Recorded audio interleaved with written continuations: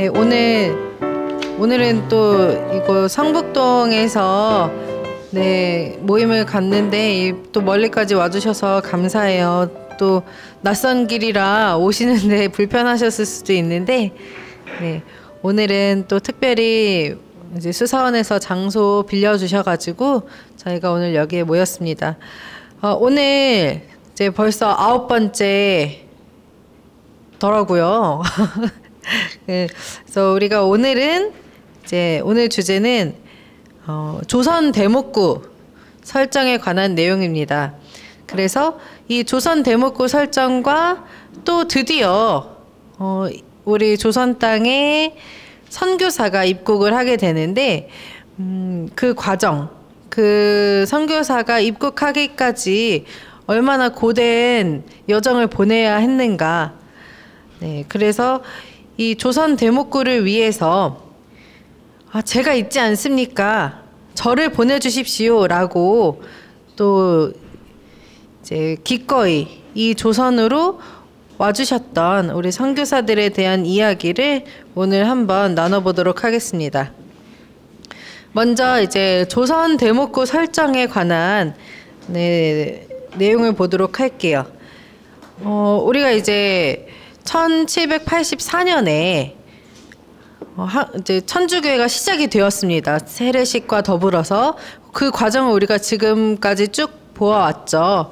그리고 드디어 이제 조선 대목구, 그러니까 준교구라고 생각하시면 돼요. 아직 교구가 설정된 건 아니지만 교구로 설정되는 그 단계에 그 전에 이르른, 그래서 조선 대목구가 이제 오늘 설정이 되게 됩니다.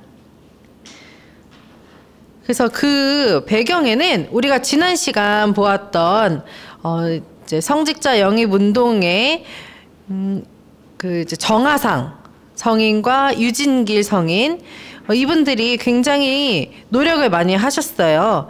이 선교사들을, 성직자들을 조선에 모시기 위해서. 그래서 이제 교황님께도 무려 서한을 보냈죠. 그게 이제 지난 시간 보았던 1811년 신민년 서한이었습니다.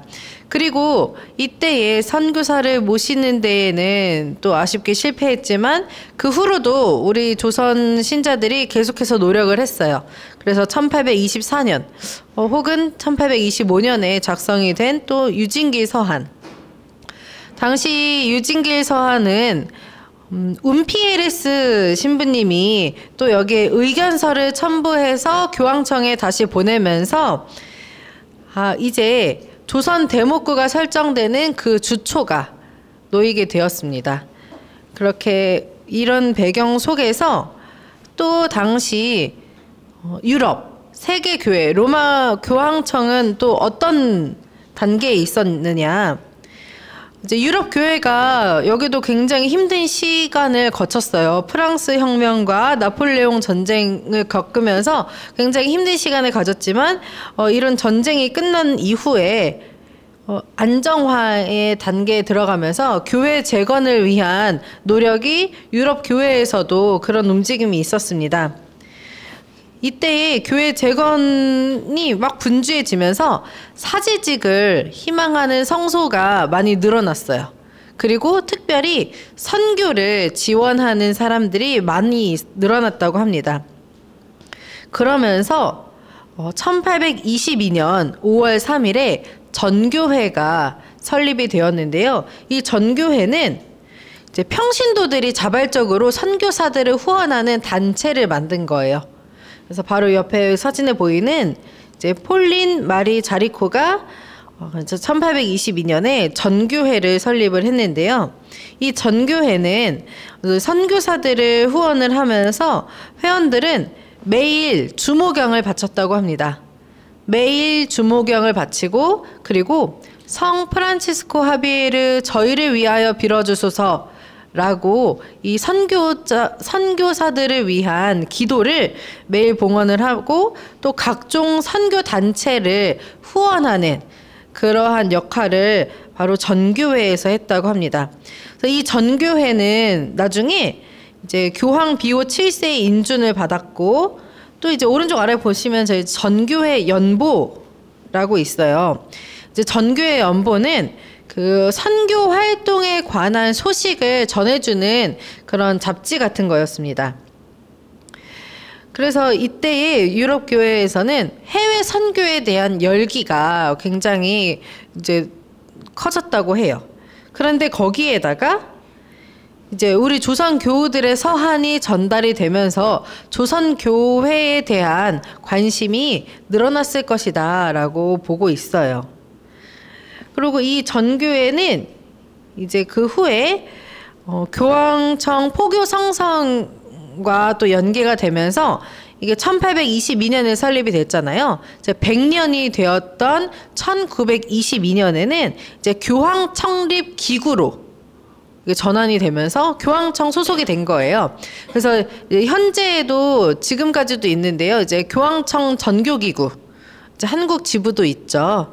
네, 그것이 이제 첫 시작이 바로 1822년의 전교회였습니다. 그래서 당시에 전교, 해외 선교에 대한 열기가 굉장히 커졌고, 이제 조선 교회에 대한 이 세계 교회의 관심이 집중이 되고 있었는데, 근데 그래서 이제 교황청에서도 이 포교성성에서도 조선 교회에 성직자를 보내고 싶어 했어요. 그리고 이런 조선 교회의 문제를 빨리 해결해주고 싶은 마음이 없지 않았을 거예요. 그런데 현실적으로 문제들이 좀 있었습니다. 조선 교회가 당시 이제 북경 교구의 관할로 그 북경 교구의 그 재치권을 행사하고 있던 그 북경 교구와 교황청과의 그 갈등, 그런 관계에 대한 문제도 있었고, 또 이제 북경 교구 자체가 이제 중국의 박해 때문에 탄압을 받고 있었기 때문에 조선 교회를 계속해서 이끌어 가는 데에 좀 어려움이 있었어요.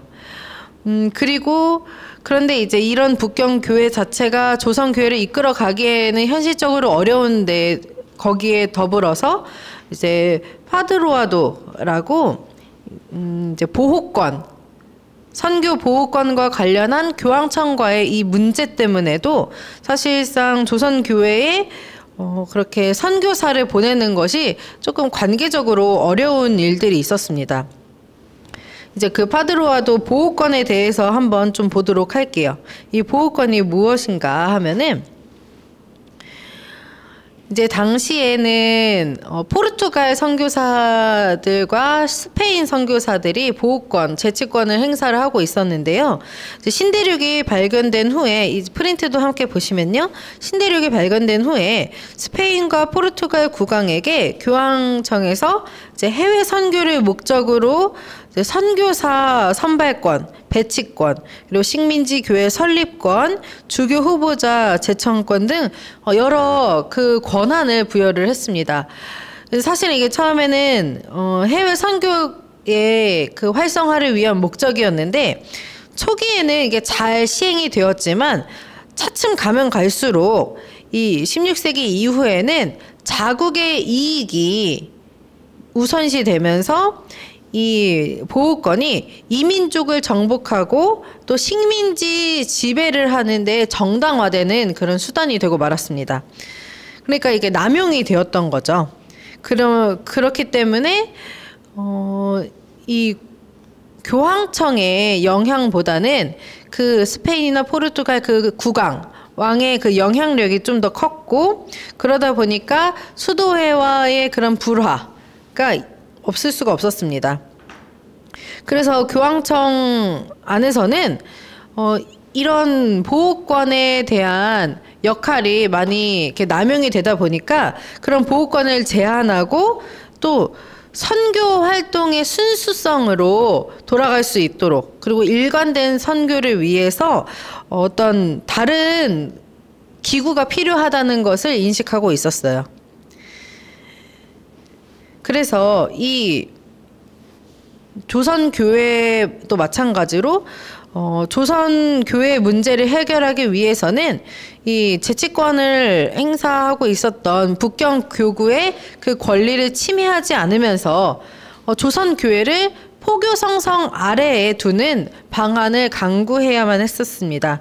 그래서 그래서 지난 시간에 운피에리스 신부님이 의견서를 첨부한 것도 이제 조선 교회를 독자적으로 맡을 단체가 필요하다라고 말한 것도 이러한 배경 때문에 그랬었어요.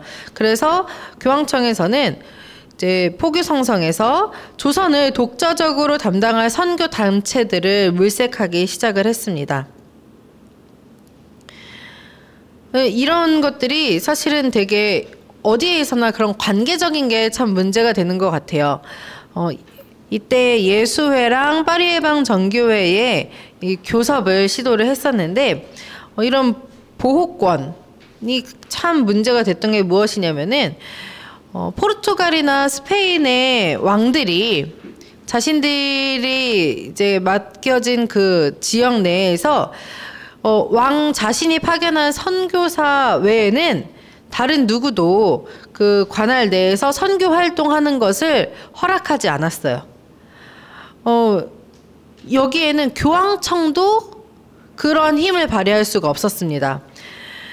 그래서 선교사 파견을 독자적으로 할 수 없다 보니까 설상 이제 이렇게 두 나라의 스페인이나 포르투갈의 양해를 구하고 선교사를 파견한다 하더라도 그 현지에서는 여러 가지 방법으로 많이 방해를 했었어요. 그래서 이 선교사 교황청에서 파견된 선교사가 선교 활동을 하는 것을 방해하고 혹은 이제 부임하러 가는 그 길을 또 방해하고 그래서 그러한 좀 불편한 관계가 이 배경에 있었다는 것을 감안하고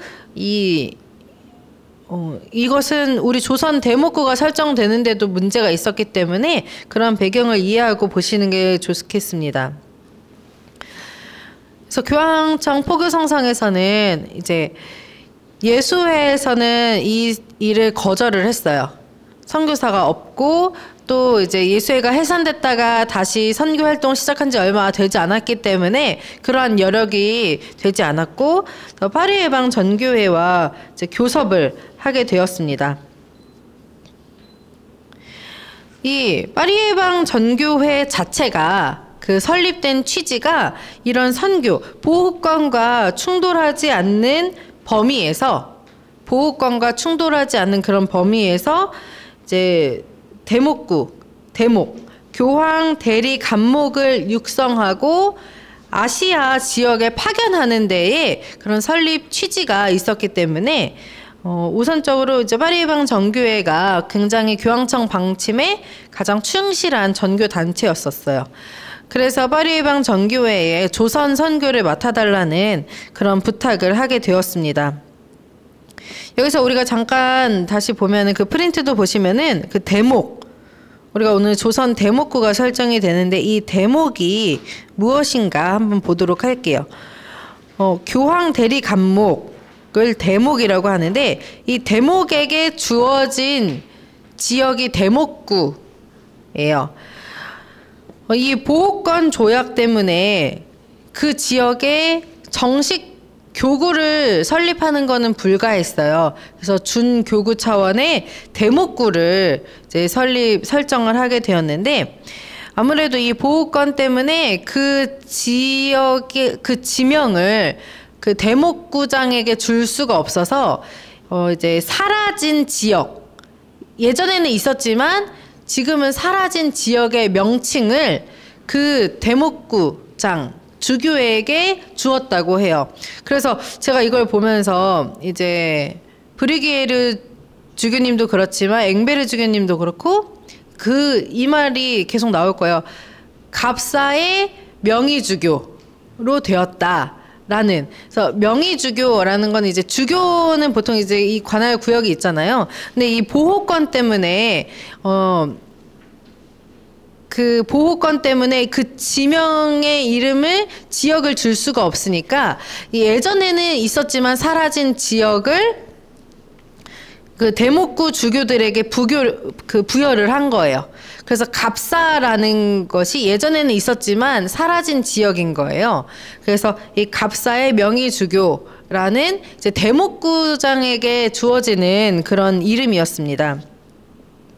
그래서 이 교황 대리 감목 대목은 이제 교황의 특별한 위임을 받아서 자유롭게 활동을 할 수 있는 주교들을 말해요. 그러니까 교구가 설치되기 이전에 이 대목구를 관리하는 이제 대목구장.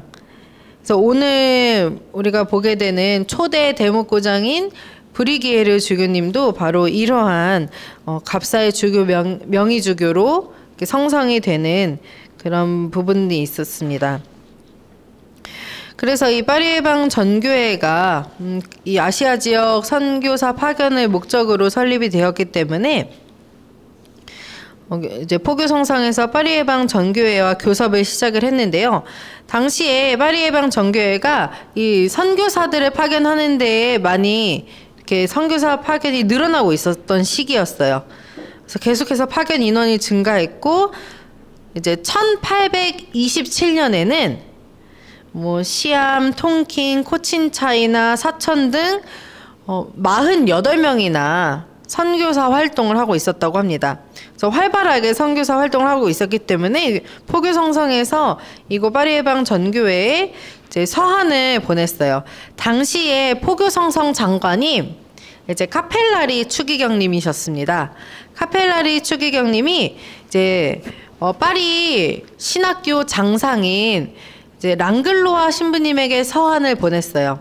그래서 조선인들의 요청을 신속하게 우리가 들어주어야 한다. 그리고 지속적으로 들어주어야 하기 때문에 파리예방 전교회에서 선교사를 조선 선교사를 파견해 주었으면 좋겠습니다 하고 서한을 보냈습니다. 그런데 이 서한에 대해서 랑글로아 신부님은 좀 부정적인 답변을 했어요.